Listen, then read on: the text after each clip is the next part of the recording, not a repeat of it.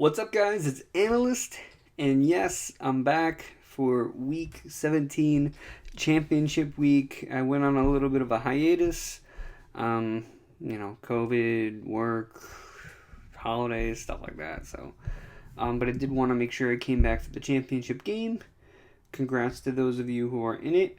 Let's go over these teams. Let's go over who we're comfortable starting, who we're not from each and every game in this last fantasy week. Obviously, we got a full set of games, and then we got week 18, which is trying to make the playoffs for a lot of these teams. So let's jump straight into it. Hope you guys had a great Christmas, and hope you guys have a good New Year's. First game here: Chicago Bears hosting the New York Giants. So the Chicago Bears just came out that Andy Dalton is going to be starting this game. Allen Robinson, as we know, is on the field, but David Montgomery's been great lately. He's been getting a ton of receptions. He's been their way to move the ball down the field. So David Montgomery is a locked and loaded RB2. Wide receiver wise, this does make me like Darnell Mooney better. A lot of Darnell Mooney's best games, like that 3-game streak where he had 20 plus points, a large portion of that was with Andy Dalton. So I do feel better about Mooney. But the fact that why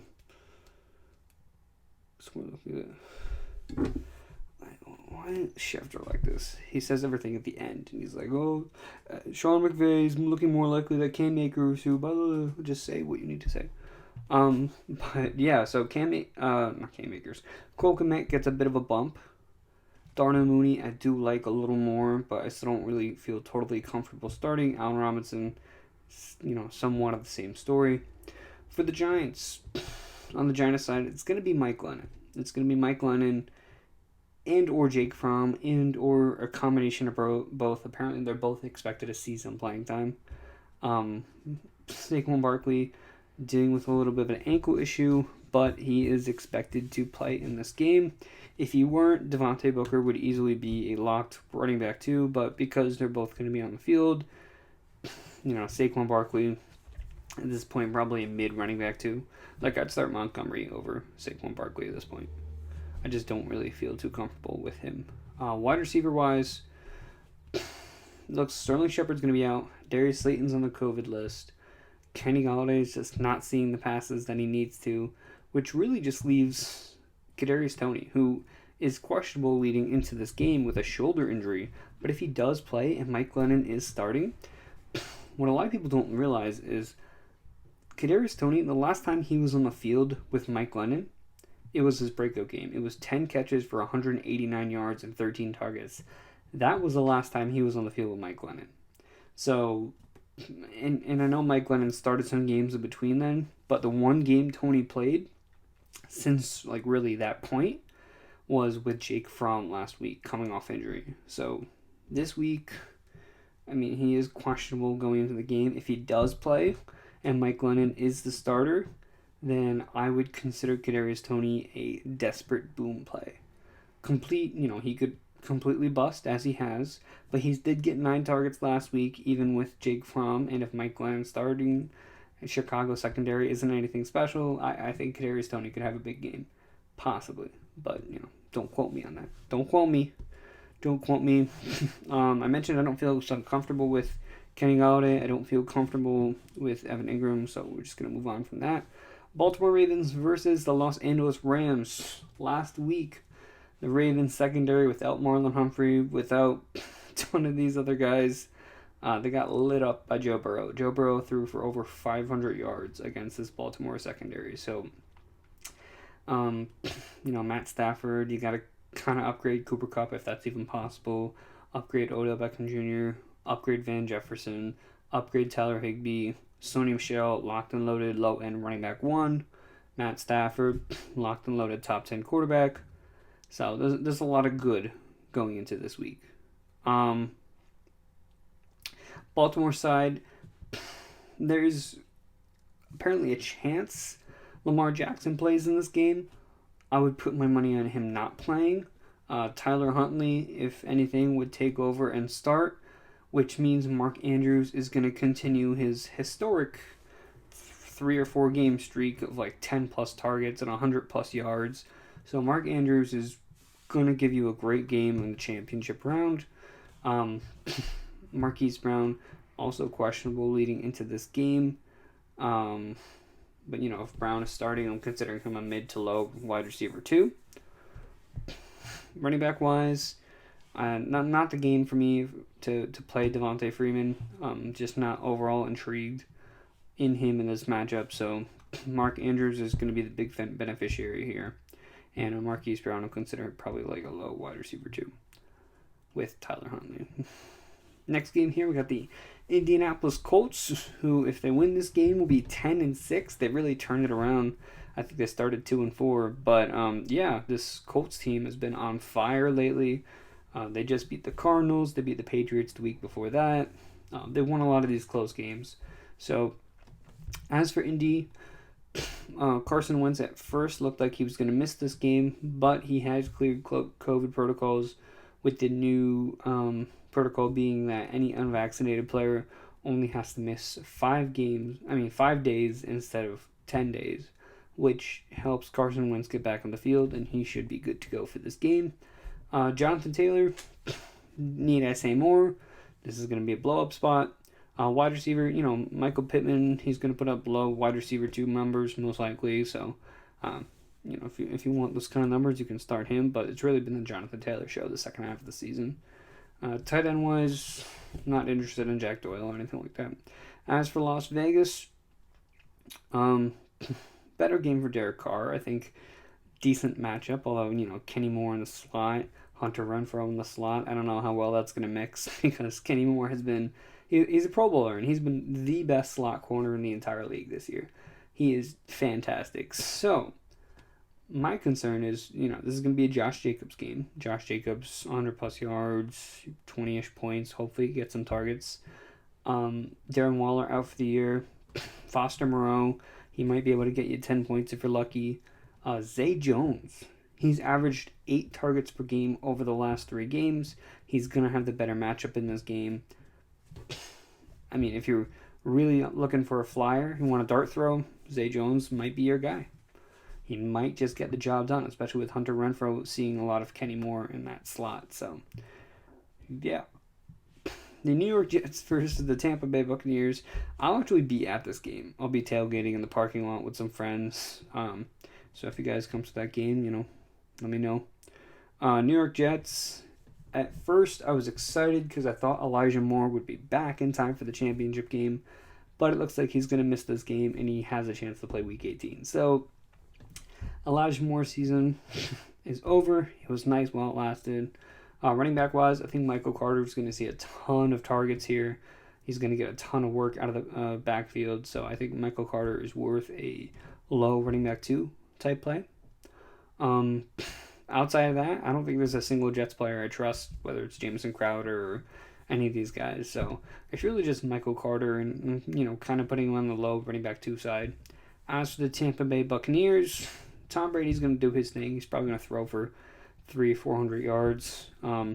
Ronald Jones should run mad on the Jets. Wide receivers. And Keyshawn Vaughn, if you're really desperate. He is an option. He did have a big, he pulled off a big run last week. So if you're really, really desperate, Keyshawn Vaughn might be there for you. Wide receiver-wise, Mike Evans has cleared protocols. So Mike Evans is likely going to play. Antonio Brown, he didn't practice Thursday, but it was precautionary. He's back at practice, and he will play in this game. Gronk's going to play. So you're going to throw Antonio Brown and Mike Evans in those lineups. Mike Evans, I think he needs a little over 100 yards in these next 2 games to keep his streak going of getting 1,000 yards every single season he's been in the NFL. I think he's around 800 something right now, so it's going to be close. But I imagine they'll help him get to that point. I think even if they win this game and they have, the playoffs clinched, or I don't even know if they already do, but they'll be able to get him the ball. Ooh, how's that? Big one. Buffalo Bills versus the Atlanta Falcons. Josh Allen should be like the QB1 this week, running back wise. Devin Singletary still carrying the bulk of the load for this backfield, so gonna label him like a mid running back 3. Not all that confident in Devin Singletary. Maybe like a high running back 3, but not too confident in Singletary. Decent flex. Wide receiver wise, Stephon Diggs. Feel free to, it seems like they're going to have everybody back for this game. They're going to have Cole Beasley. They're going to have Gabriel Davis, Stephon Diggs, Isaiah McKenzie. So, other than Stephon Diggs, Gabriel Davis and Cole Beasley become flex options. Dawson Knox, a low tight end 1. As for Atlanta, it seems like they just really haven't been using Cordell Patterson the way he was used earlier in the year. I think he has like 9 total targets the last 3 games or something like that, which is pretty low for him. And just the carries and the efficiency haven't been there. So Patterson, I'm going to lower my expectations, especially against this tough Bills team. Russell Gage, I think he should have a better game here. He, kind of flopped a little bit last week, but I think they're going to put a lot of attention on Kyle Pitts. I think with the 2 safeties and their fast linebackers, I think Kyle Pitts is going to not have a great game, which is going to result in Russell Gage getting a bulk of the work. So I do like Russell Gage in this matchup. Kyle Pitts, I'm going to lower my expectations. Next game here, we got Cincinnati Bengals hosting the Kansas City Chiefs.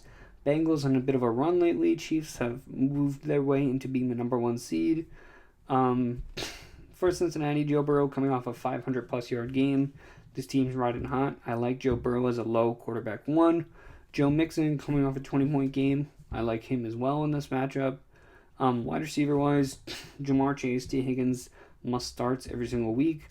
Tyler Boyd kind of in that low flex category. For Kansas City Chiefs, it looks like Clyde Edwards, who I think he missed practice Friday, but he still has a chance to be in this game. If Clyde's playing, I'm not starting him. If he's not playing, then Darrell Williams should be a mid RB2. So looking good for Darrell Williams if that's the case. Wide receiver wise, Tyreek Hill, he said he was pretty out of breath after having COVID. He should be in much better shape conditioning wise this week. So Tyreek Hill you can safely place back into your lineups. Tight end Travis Kelce is also expected to be back. I think he's already cleared protocol. So Kelce and Tyreek Hill will be back for the championships, and that's great to hear. That's great to hear. New England Patriots versus the Jacksonville Jaguars. Patriots favored by 16.5. Patriots have coming off 2 losses in a row. Trevor Lawrence, I think, has thrown 1 touchdown pass over the last, 1 total touchdown pass over his last 3 or 4 games. So I think the Patriots should not have any issues wiping the floor with Jacksonville here. I'm expecting Damian Harris to have a great game here. Potentially 1 or 2 touchdowns. He had 3 last week. I don't know if he's really going to get over 100 with Ramondre Stevenson also back in the lineup.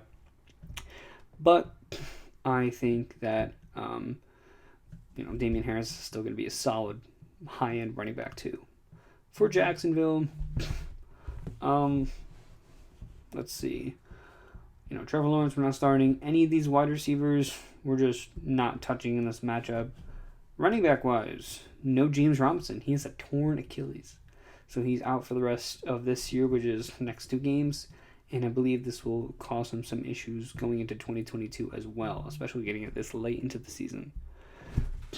So, Dare Ogunbowale, he played 82% of the offensive snaps last week, with James Robinson getting hurt.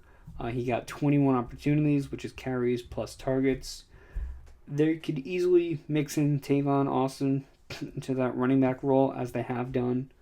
But I do think Dare Ogunbowale is worth a high running back 3 type deal. I think based off volume alone, New England, as we've seen, you can run against them.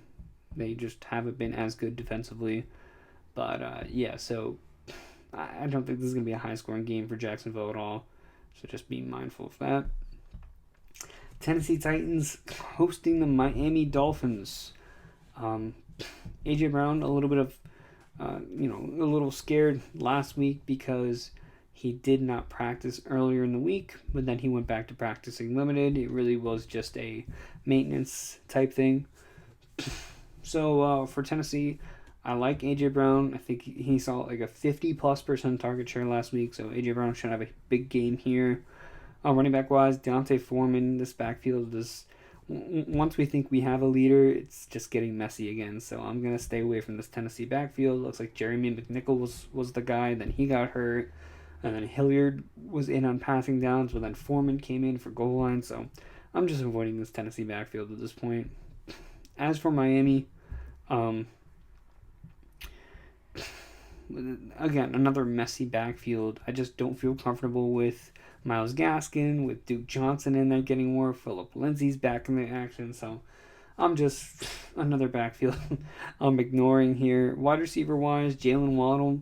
Of course, you're starting Jalen Waddle. This dude has he's having an insane rookie season. I think arguably he's on the same level as Ja'Marr Chase, if not better, in terms of rookie year and production and the amount of targets that Waddle has gotten. And I think he's easily over 100 at this point. I just don't know exactly how many, like 130, something ridiculous. But no, I think that's Cooper Kupp. But Jalen Waddle is not too far off from that type of volume, so he's a weekly start.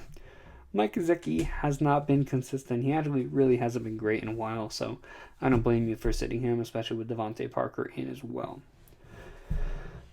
We got some more games here. We got the Washington football team hosting the Philadelphia Eagles. I believe Taylor Heinicke is going to be back for this game. Washington's playoff hopes are basically gone at this point. Running back wise, Antonio Gibson just placed on the COVID list, which means Jarrett Patterson will likely get the nod as a start. The undrafted free agent gets his first NFL start. It's going to be a messy situation. I think Jonathan Williams is going to come in and take some carries. There's going to be a heavier focus on, passing it to guys like Ricky Seals-Jones and John Bates, Terry McLaurin. So I just don't really trust this backfield. Wide receiver-wise, Terry really hasn't been great either lately, but I will trust him over a handful of other guys.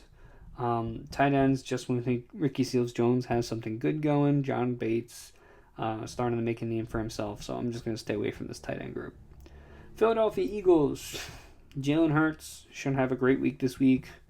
Running back wise, Miles Sanders, it's looking like he's not going to play this week. And it's really between Jordan Howard and Boston Scott. Jordan Howard had a stinger, but he did return to practice Thursday, so with me assuming Jordan Howard is going to play, I will start him, classify him as a desperate start. I think he will handle the load. Then, Devontae Smith, Dallas Goedert, they'll do their thing, so I'm not overly worried about those guys. This game here, we got San Francisco 49ers hosting the Houston Texans. As for the 49ers, Trey Lance making his second NFL start, 12.5-point favorites. I do like Lance as the best streaming option this week. I don't think it's official that Lance is starting, but Jimmy Garoppolo did not practice all week. It's not looking good. I'd be surprised if Jimmy G actually played. But, yeah, Trey Lance, I'm expecting, look at the situation. He has elite rushing upside. He's had his best month of practice. He's got a full slew of weapons between Deebo Samuel, George Kittle, Brandon Ayuk, Elijah Mitchell. He's got a great offensive line. He's going against one of the worst teams in the entire NFL with the Houston Texans. So, yeah, all that together, I think Trey Lance makes for a decent start. Elijah Mitchell, I do like Elijah Mitchell this week, assuming he's going to be back, which he's on track to do so. Deebo Samuel, Brandon Ayuk. I'm going to downgrade Brandon Ayuk just a little bit, and I'm going to say Deebo Samuel is going to be the main beneficiary here. And George Kittle, kind of a boom or bust play, but I'll lean on the boom side. As for Houston, Davis Mills, another impressive rookie. With kind of flying under the radar here, but yeah, Davis Mills has looked great. He's won a lot of games for Houston. He beat the Chargers last week, so it was just really surprising to see how well Davis Mills has actually played. Given no offensive line, only Brandon Cooks, and he didn't even have Brandon Cooks last week, so he's doing great. But yeah, running back wise, Rex Burkhead's coming off a 30-point game for some reason. I'm just not buying that at all. Brandon Cooks is also going to be back for this game, so I think Brandon Cooks is an excellent start this week. And it's really all I really feel comfortable with. Los Angeles Chargers hosting the Denver Broncos. Justin Herbert doing his thing. Feel confident in him. Running back wise, Austin Eckler should be back for this game, so he's going to tear it up. Mike Williams should be back for this game. Keenan Allen kind of fell off a little bit, but I'm still starting him as a high-end wide receiver 2. Mike Williams, I'll call him more so like a flex play. As for Denver, it's still Drew Lock, which means you cannot start any of these receivers, and which also means that it's still a messy backfield between Melvin Gordon and Javonte Williams. So I'm just, Melvin Gordon and Javonte are both flex plays. Although, if you saw what Rex Burkhead did to the Chargers defense, I would not be surprised if Gordon and Javonte Williams both had decent games. So I think both these guys are high-end flex plays, low running back 2s.